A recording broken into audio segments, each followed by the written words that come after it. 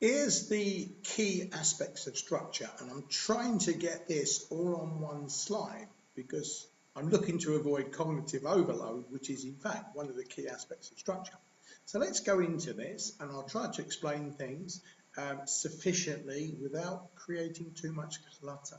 So, firstly, as we know, primacy effect, first impressions, really important in life, your first date, job interviews, and especially in a blended online learning environment.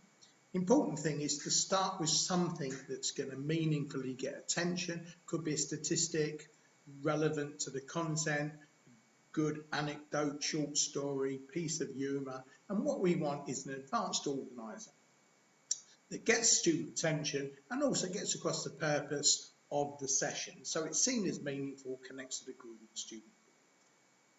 Really important. Okay.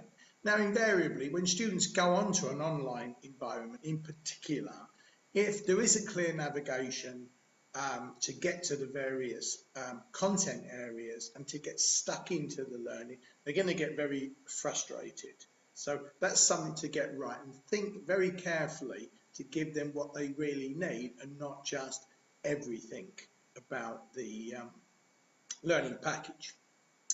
Okay, now in terms of objectives, research clearly shows that when there's good alignment between objectives, activities and assessment, that this helps student learning, both in terms of attainment and the actual learning experience itself. So the extent to which you can model how each objective is met in terms of, is it through an analysis of a video, reading some text, looking at some graphic, how this becomes an activity to develop their learning and how it's assessed, this is really useful. So make the alignment visible so students have a good internal mental map of what they're trying to achieve and how they're going to do it. Okay, this has been made explicit a number of times over the series.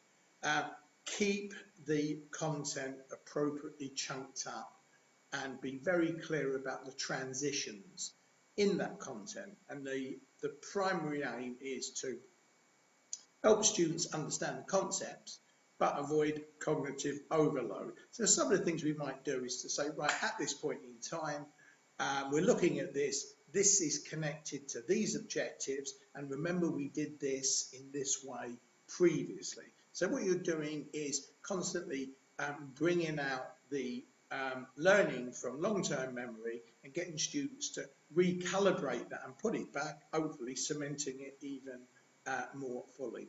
And make sure that you don't work on the premise that more is better, better is better. So if you've got supporting content, hyperlinks, don't let them clutter the main content, and be very careful about what you put in. Keep to quality and focus rather than quantity. Variation in the way we present, the format, the method is crucial. One is it avoids boredom, but secondly, it can maintain very good interest. And there's lots of things that we can do with ICTs, and that's a big affordance of ICTs, the variation we can bring into the learning.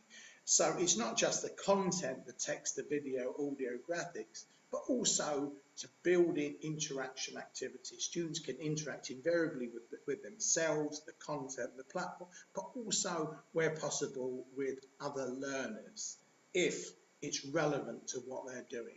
And this is where you can be really creative and produce some good von Restorff effects, the ICT-enabled Russian doll. Okay, invariably, students need to be actively involved in the learning process, and they need to get good quality, specific feedback on how they're doing in terms of building understanding and developing any areas of competence that they're involved in. And again, this must be very much aligned to the key learning outcomes. And finally, in this short lecture, Just as we talk about primacy effect, there's also a recency effect, and we know what that means. That's the impression at the end of a session. So summaries are really important. And what summaries can do is bring together the key learning points. And if you can get the students actively involved in this, whether it's face-to-face or online, which may be slightly more time-consuming, that's really a good feature to bring into play.